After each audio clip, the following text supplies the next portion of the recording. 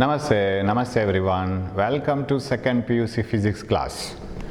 We were discussing about alternating current and the different ways in which you can identify an alternating current, right? Namaste everyone. Hope you are doing well. Welcome to the class. We are in an important chapter now. So we were discussing about how to represent mathematically an alternating voltage or alternating current. So we have an equation for alternating voltage. E is equal to Em sin omega t. Em sin omega t, where E represents the instantaneous value at any time t, that is instantaneous value of AC. Em is the peak value, and you have to remember always Em is equal to NAB omega. That is the highest value of AC. And omega is angular velocity or angular frequency, right? It is 2 pi nu, where nu is the frequency of AC, the number of rotations made by that armature per second. You know that you can represent an AC sinusoidally like this, and this is the zeroth value, and this is the peak value of EMF. If it is current, of course, Im you can write, and this is the negative peak value, and I can write an equation for current also. I is equal to Im sin omega t, and in this chapter I will write E as V, and I will make a change. V is equal to Vm sin omega t. Vm is the peak value of EMF. We will use the voltage symbol V. Okay, and this varies sinusoidally like this, and any AC can be represented by many values. One is instantaneous value. Value of AC at any instant of time is called instantaneous value. And what is the peak value? The maximum value attained by the AC in any cycle, right? That is called peak value. The amplitude of AC is called the peak value. It may be either negative direction or positive direction. Whenever the flux linked with the coil is 0, it has the maximum EMF induced, right? So Em is the highest value of EMF induced out of all the values, because alternating current changes its direction as well as its values. It also flows in the opposite direction. So out of all the changed values, highest value is called the peak value, and it is obtained by NAB omega, where N is the number of turns in that coil, and A is the area of the coil, and B is the strength of the magnetic field, omega angular velocity. Okay, and so Vm is the peak value, Im is the peak value of current, Vm is the peak value of voltage.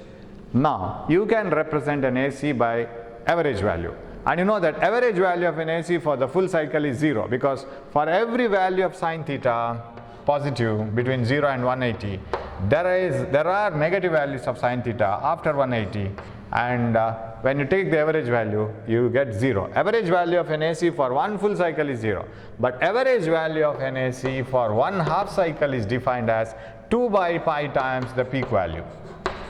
Yesterday I wrote it in terms of EMF, and here also the average value of an AC for one half cycle is 2 by pi times the peak value of AC. This is how we write it. Average value of an AC for one full cycle is defined as 2 by pi times the peak value, right? For one half cycle, one full cycle it is 0. Right, that is also over. Now we were discussing about RMS value. Root mean square value.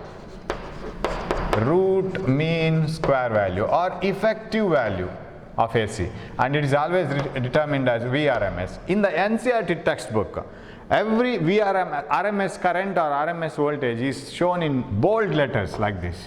It is made bold, very bold. They don't write RMS. If it is ordinary V, then it is instantaneous voltage. If it is bold, it is RMS. And capital I with the bold letter, it is RMS. Okay, so but I write RMS. In the notes also we write it as RMS. So RMS value of voltage, how to get it?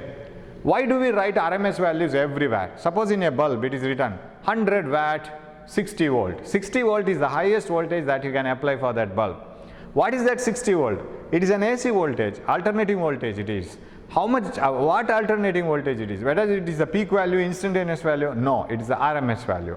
Why it is mentioned, RMS value is mentioned in that? Because if you take a resistor or a bulb and connect a battery, say of 10 volt across this, and pass the current through this using this 10 volt battery for a certain amount of time, say 1 second or 5 minutes, fixed amount of time, pass the same value, same magnitude value AC 10 volt peak to peak, say this is 10 volt, plus 10 volt to minus 10 volt peak to peak AC through this resistor. You know that 10 volt peak to peak AC does not produce the same amount of heat energy as DC produced. It produces less amount of heat energy. So this produces less amount of heat energy.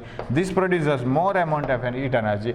The reason is, you know, in an AC changes every time like this. It reaches to the peak value only once and twice in a cycle, but DC always remains at 10 volt. So DC always remains at 10 volt. So this produces more amount of heat energy, whereas this produces less amount of heat energy. Now you have to search a DC which produces the same amount of heat as AC produced. And how much DC you need? I don't want 10 volt DC to produce the same amount of heat energy as produced by 10 volt AC. I need a lesser one. Then the DC needed is 7.07 volt. So passing 7.07 volt DC, where is 7? Somewhere here. 7.07, lesser value. Passing 7.07 DC and passing 10 volt peak to peak AC are same. 7.07, so I don't represent it by 10 volt, I represent it by 7.07 volt AC, and this is RMS value. So RMS value of an AC is that steady current which should be passed through through a resistor in a given amount of time to produce the same heat energy as AC produced. How much heat energy AC will produce? To produce the same amount of heat energy, how much DC you have to pass? That is called RMS value. So in no instrument we indicate peak value. The reason is, suppose you have a bulb. If you have indicated the highest value of voltage, say suppose if I indicate 100 volt AC, say this is peak value, right? Say this is VM. If I indicate 100 volt in that bulb, what do you mean by that? If you pass 100 volt peak to peak this AC, say, then the maximum amount of heat energy is produced in this bulb, and the bulb is designed to tolerate it.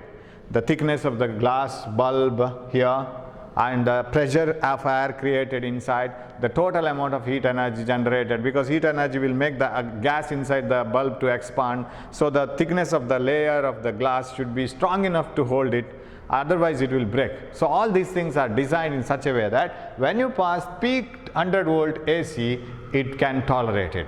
Imagine like that.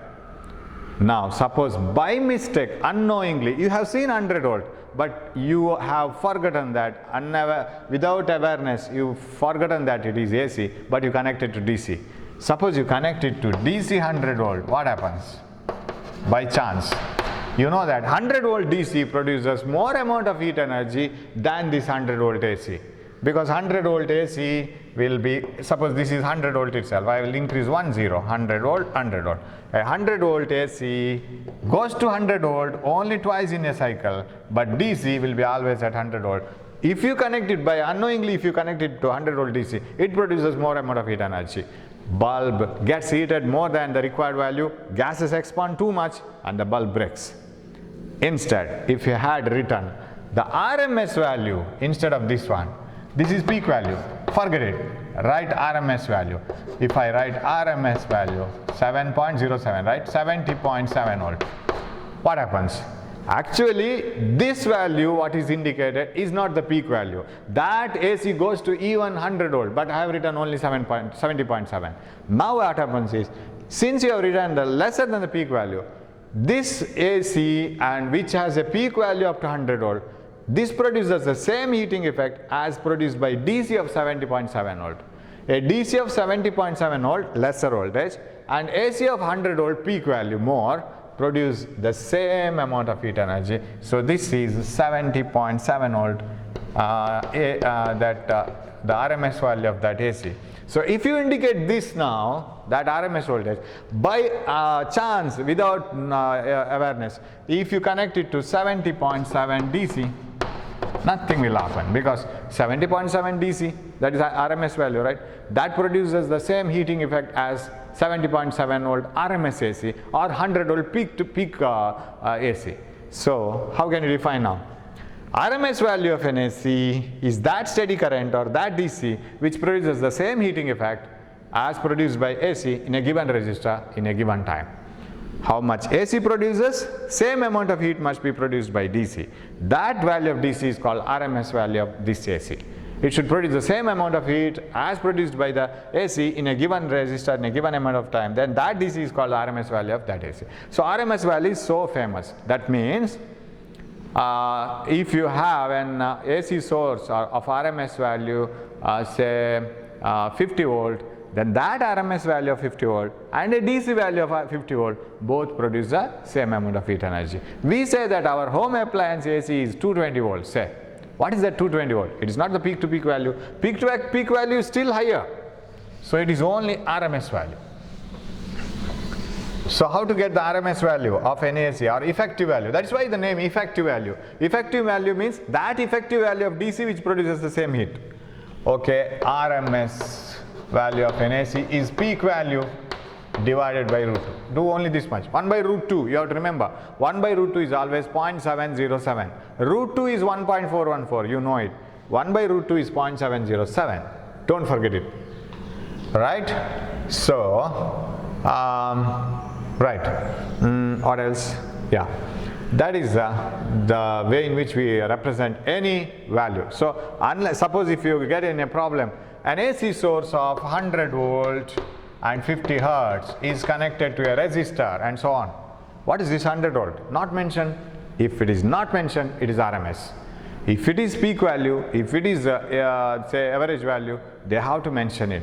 Otherwise, if not mentioned, it is so popular that it is RMS itself. Okay, right. We'll move on to the next part of this chapter. That is very, very important one. Application of AC to a resistor. Very, very important part. You take a resistor and apply it to an AC. How does that resistor react to AC?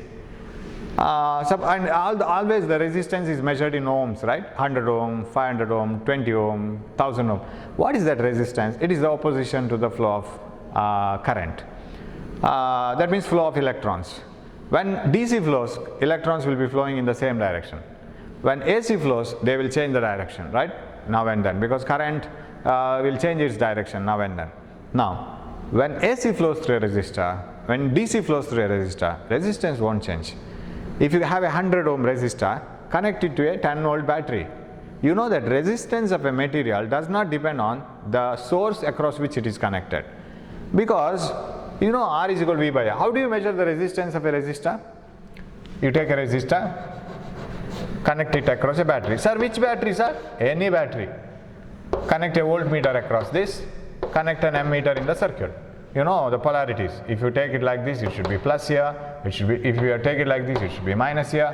And this is minus, this is plus. So whenever, which is the nearest to the battery, that sign you have to assign, right? Minus, and this is plus. Of course, it is not nearest. When you go like this, it is plus. When you go like this, it is minus. Okay, from this side it is plus. Because always charges flow from higher potential to lower potential, positive charges. Okay, now, sir, this is a 10 volt battery. Say this is 10 volts, sir. What is the current? Current is 2 amperes, sir. What is the resistance? R is equal to V by I. Ohm's law, V equal to IR. What is R? V is 10 volt and we got it as 2 ampere. It is 5 ohm. Now let us assume that this is a variable source. You can change it. Sir, can I test the resistance of this resistor for some other battery? Okay, you increase it. Sir, I pass 12 volts, sir. Okay, here you get 12 volt. Now, I have to get the same answer, right? Okay, I'll change this. Okay. Sir, I apply 15 volt. When I apply 15 volt, say this is 15 volt, I get 3 amperes. Different voltage, different current, 15 volt by 3 ampere, but answer is same. Because resistance of not battery, it is the resistance of this resistor, isn't it? Resistance of a resistor shouldn't depend on the source across which it is connected. Source is only a means to measure the resistance, that's all. And it shouldn't decide the resistance of this material. The source is only to measure it, right? Stethoscope is only to measure your heartbeat. detect your heartbeat. It shouldn't change the heartbeat. The amount of heartbeat, number of times the heart beats per second shouldn't depend on the stethoscope. If it's a very best stethoscope, your heartbeat is normal. If it's a poor stethoscope, your heartbeat is not normal, you need an operation. It is not like that. It shouldn't depend on the measuring device, it should depend on the source itself. So here, this resistance of this resistor, whether you measure it with this ammeter, this voltage, this current, whatever it is, ratio should be 5 ohm. That should be always same. And suppose now you go to the other one, that is AC. Sir, if I connect an AC, will the resistance of the resistor change? No, never. Even if you connect an AC, opposition given by the resistor for AC also same, because it resists according to its size. It has resistance according to its length and according to its area and according to its material, rho. Resistivity. Gold has some resistivity, silver has another resistivity. So resistance of a material depends on the type of material, length and area of cross section. It doesn't depend on the source across which it is connected. Now let us apply AC to a resistor. Okay. Now we have seen that resistance doesn't depend on all these factors, right? Now take an AC source, and you know that an AC source must be represented by an equation which contains sinusoidal variation. So consider an AC source of alternating EMF V is equal to Vm sin omega t applied to a resistor of resistance R. These sentences must appear in the derivation. Consider a resistor of resistance R connected across an AC source of alternating EMF V is equal to Vm sin omega t. Okay. Where V is the instantaneous values, it may be any value at any time t, Vm is the instantaneous value at any time t, and Vm is the peak value of AC, and omega is angular frequency or angular velocity. Omega can be written as 2 pi nu. Nu is the frequency of rotation of the coil or frequency of AC. How many number of cycles are repeated in 1 second? You know, as the coil turns, for one turn you get one full cycle, all the values of sin theta are over. And for another turn, another cycle. So how many turns that coil armature makes is exactly equal to how many number of cycles are repeated. So nu is the frequency of AC. Okay, now I want to know in this circuit, if I connect an ammeter which can measure alternating current and an voltmeter which can measure alternating voltage, how are voltage and current related? That is my job now. If I connect an AC to a resistor, how are the voltages and current? When the AC increases like this, say if I write the voltage equation like this, V with the omega t phase or angle, voltage increases when the coil is exactly perpendicular, voltage is 0. You know it, remember the dynamo working. When coil is like this, flux linked with the coil is highest but change is slow. So NAB cos omega t, now cos theta is 0, but sin theta is, cos theta is 1, cos 0 1. Sin theta is 0 because sin 0 0. Now maximum flux, least EMF. When the coil becomes like this, minimum flux, maximum EMF induced. So it reaches here. So coil is in this position here. It was here like this, and then coil comes to the other position. So alternating current changes like this. This is the peak value of EMF. Okay, and this is the minus peak value of EMF. You know that voltage varies continuously in this circuit. How will be the current? Whether current varies continuously or current when voltage is highest, whether we don't get current in this circuit. Now that is what we have to study. That is where the phase difference comes. In the previous class I was discussing about phase difference. I want to study the phase difference between voltage and current at different instants. What do you mean by phase difference? This is a new type of chapter where you will get entirely different analysis, right? So now it is the analysis of voltage and current in this circuit. As if you can analyze your behavior with your friend's behavior. You are exactly in phase with your friend. What do you mean by you are exactly in phase with your friend?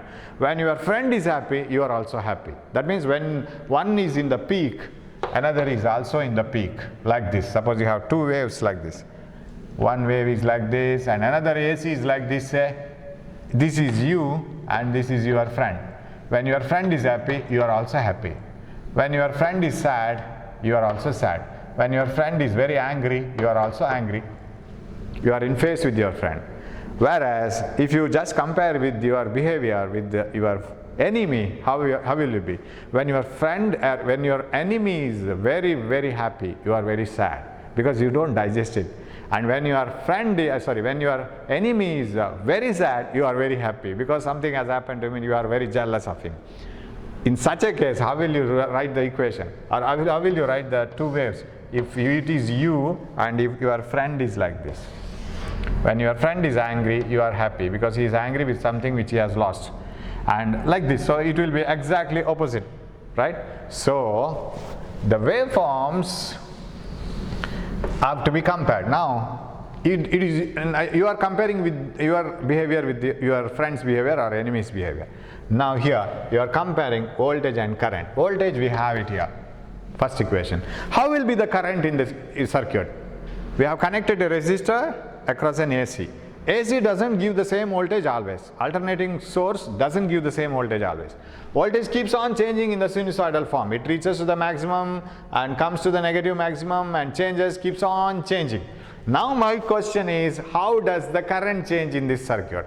Whether when the voltage is highest, current is also highest. Whether when voltage reaches zero, current is also zero. Or whether current and voltages behave like enemies and friends. How do they behave? If they are friends, then when voltage is maximum, current should also be maximum. When voltage is zero, current is also zero. But if they were enemies, when voltage is maximum, current should be negative maximum.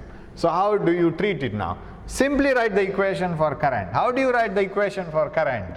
It is like this. You know that Ohm's law, very simple Ohm's law, I is equal to V by R. What is V? V is Vm sine omega t. And Vm sine omega t by R. What is Vm sine omega t by R? Vm by R, you separate this one. Because V is Vm sine omega t. V is not at all a constant voltage. It is a continuous varying voltage. It keeps on varying with in the form of sinusoidal variation. And if you divide it by the resistance. Now shall I write Vm by R as Im? When the voltage is maximum, current should be maximum, isn't it? You remember that resistance value and V by I have calculated. It was something like 10 by 2 amperes, and that was 12 by 3 amperes. Sorry, not 12 by 3, 15 by 3 amperes, or it was 30 by 6 amperes, right? Every time you got the same answer, 5, 5, 5. When voltage is highest, current is also highest. When voltage is least, current is also least. You compare it. When the numerator is more, denominator is when the numerator is less, denominator is less. When the numerator is more, denominator is also more. That means they are friends. When current is highest, voltage is also highest. When current is less, voltage is also less. So when the voltage maximum by resistance, you must get maximum current, because Vm by Im must give the resistance. Already we have discussed. Resistance shouldn't depend on the source. It should depend only on the material, right? Material, its length and area, its structure, its geometry. That means, how can you write the equation for current as Vm by R can be written as Im sine omega t. I is equal to Im sine omega t. Now compare these two equations. Equation 2, this is equation 1. Now we compare these two equations. Is there any term here like sine omega t plus phi? Any phase difference? No. This is sine omega t, this is also sine omega t. Of course, current and voltages are two different quantities, and their dimensions, measuring units are entirely different. But still, their behavior can be compared, right? You and your friends are you are different personalities, right? Just still, your relationship can be compared. When whether it's a good one, and whether you are good friends, whether you cooperate each other, or whether you act like enemies. So that can be compared. Similarly, voltage and current can be compared. What does this comparison tell you, or how do you compare these two equations? Very simple. The two equations say that in the circuit, when the voltage reaches to the highest value, current also reaches to the highest value. Where is the blue chalk? Yes. Current also reaches to the highest value. So this is the graph which shows current, and this is the graph which shows voltage I, and this is V. white one V, and blue one current. When current reaches highest, at the same time voltage reaches highest. Highest values are not given by the same. Of course, I have to write V or I. In the same graph, two graphs are drawn. One voltage, another current. In the y-axis, we have taken two quantities at a time. We don't want to have two different graph sheets. Over the same graph, once you draw voltage versus time or voltage versus phase, here phi, and okay, phase difference omega t equal theta, and another time current versus omega t. And they say that the voltage starts from 0, current also starts from 0. It is quite obvious, isn't it? When current is 0, voltage must be 0, because you see the Ohm's law V equal to IR. When I is 0, voltage must be 0. You can't get voltage when there is no current in the resistor. So that's not possible. Current 0, voltage 0. When current reaches highest, voltage reaches highest. And when current reaches to 0, voltage reaches to 0. When current is negative highest, voltage is also negative highest. They are like very good friends. When one is maximum, another is maximum. Another is when one is 0, another is 0. When another is minus maximum, other one is minus maximum. So they go together. They are like two pendulums oscillating together like this. How do you represent the two pendulum oscillating together like this? Y is equal to A sin omega t. Amplitude may change, but they may be oscillating together. They are completing the oscillation in the same time. They are in phase. This is what the word we use. Here, these two equations show that current and voltage are in phase. Use the word. You must write this sentence. The two equations show that in a purely resistive circuit, remember that resistor shouldn't have any other effect. It should only limit the flow of current. It shouldn't act like a coil or an inductor. Sir, can a resistor act like an inductor? Yes, possible, because if you take a wire, it will have a resistance. Wind it in the form of a coil. It will have resistance as well as inductive effect. Both, because that will act like a coil, and when current passes through the coil, it will produce a magnetic field, and that if that magnetic field changes because of AC, that induces an EMF. So it acts like a self-inductor. So that shouldn't be the case. What we have taken here is a pure resistor. Don't take it in the form of a coil, simply take it as a rod or a wire. So in a purely resistive circuit, AC circuit, current and voltages are in phase. That is how they are shown here. I think you have understood this waveform. They are in phase means both maximum together, minimum together. Sir, why did you show current at the lower level than voltage? That has no meaning at all. Actually, you can show current in the upper level. That depends on how did you choose the scale. There are two different graphs, isn't it? We want only phase. We are interested in this axis. When does current become maximum? When does voltage become maximum? Current and voltages cannot be compared like their values, right? I can't say voltage is equal to current. That is a nonsense sentence, because current is a different quantity, voltage is a different quantity. So here only the thing is current and voltages attain their own values at the same time. They are in phase. So this is how we draw the graph for the waveforms. This is wave graph. Then what about Phasor diagram? We have one more diagram called Phasor diagram. We represent both the quantities in the form of a phasor, that is a vector, because we can compare them like a vector with some phase angle, right? How do we do that? Let us indicate voltage and current in the terms of vector. How do you show it in the form of vector? You know that any sinusoidal variation can be shown like this. Of course, the things that you are going to write here are very less, but the things that you are going to understand are much more here. You must know more knowledge. You must have more knowledge in the brain. Then you have to start answering this question. Otherwise, you will never understand. If you simply by heart this won't work at all. If you understand this whole chapter will be a small nutshell. That's all. You can put everything inside a nutshell. It's a very easy thing. Right, now, what is a phasor? Phasor is a vector which rotates in a particular direction, say anti-clockwise. I will take a vector. Sir, what is this vector? That vector indicates voltage, say. What is the peak value? Because alternating voltage keeps on changing. How do you represent the peak value of EMF, variable, maximum value, minimum value, negative value? It is like this. You drop this one normal, or you drop one normal to the x-axis. then this is the instantaneous value of voltage. Say, simply I am explaining. This vector keeps on rotating and it changes its direction. I'll use my pen.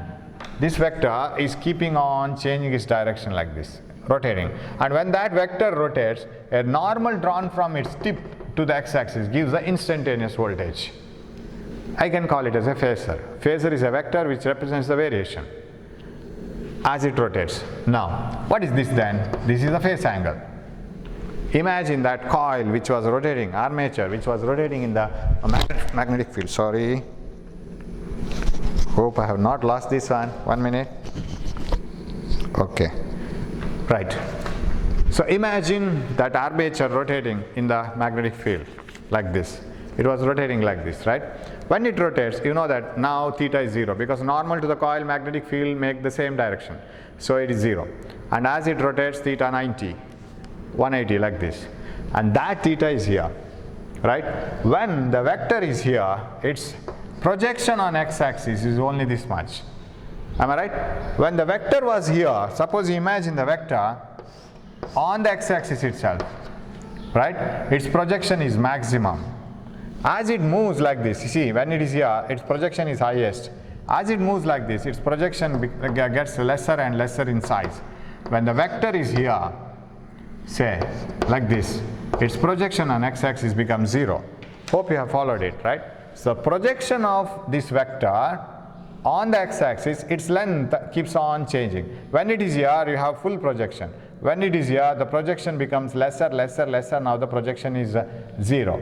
And when it is coming here, the projection gets in the negative x-axis, like this.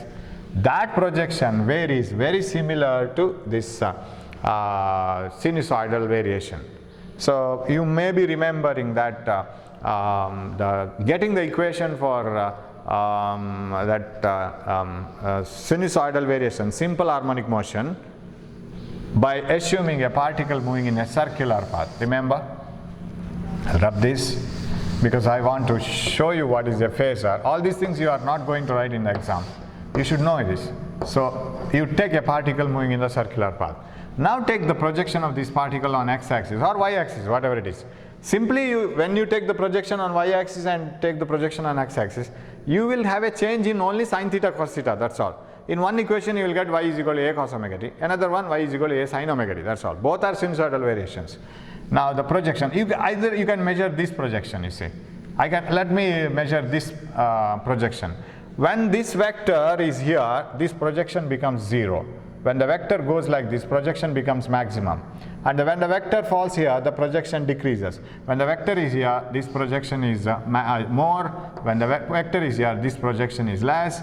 And this projection is maximum now. This projection is less, less. And the projection becomes negative, negative. So like this. The projection of this on the x-axis or y-axis, whatever it is, that gives the simple harmonic motion. Particle may be moving with uniform motion in the circular path, but its projection is making simple harmonic motion. It increases and decreases, increases in the reverse direction, increases and keeps on changing. So that is what is called simple harmonic motion. And the line or a line joining the particle moving in the circular path with uniform motion to the center, that is called phasor, vector. Now, can't you represent this sinusoidal variation using a phasor? Yes, possible. How? You start with a phasor like this. You represent voltage with a phasor like this, V. Now where is current? Current will be in the same position. What do you mean by that? When voltage is having certain value, current will have a certain corresponding value. Remember, I is equal to V by R, right? So V by R, sorry, R is equal to V by I. R is equal to V, sorry, I'm writing something else. R is equal to V by I. V by I is, what did we write? 20 by 4 ampere. Yeah, 20 volt by 4 ampere. In the beginning we wrote 10 by 2, yes, and 15 by 3, 20 by 4, something like this.